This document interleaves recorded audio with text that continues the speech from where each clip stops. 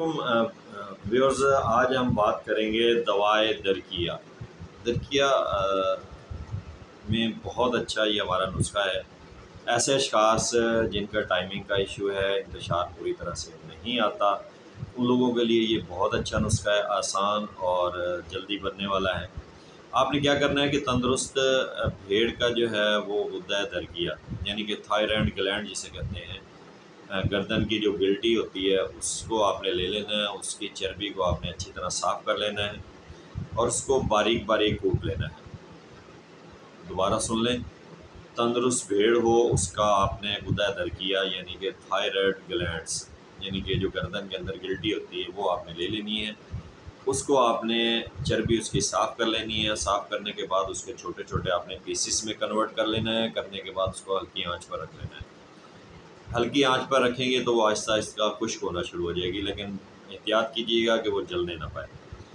جب وہ خشک ہو جائے بالکل تو اس کو آپ اتار لیں اور اس کو پیس لیں۔ پیسنے کے بعد آپ اس کے اندر شہد مکس کر کے اس کو معجون بنا لیں۔ تو قبل از وقت جب آپ بستری کرنے لگیں تو آپ اس دوا کا جو ہے وہ استعمال کریں، تو انشاءاللہ اللہ کے حکم سے تقریباً جو مقدار آپ نے رکھنی ہے وہ نصف ماشا رکھنی ہے، اور نصف ماشا سے زیادہ نہیں کھانی۔ تو گرم دودھ کے ساتھ آپ اسے استعمال کریں تو انشاءاللہ اللہ کے حکم سے آپ کے تمام جو معاملات ہیں، ٹائمنگ کا، یہ انتشار کے معاملات ہیں، وہ ختم ہو جائیں گے۔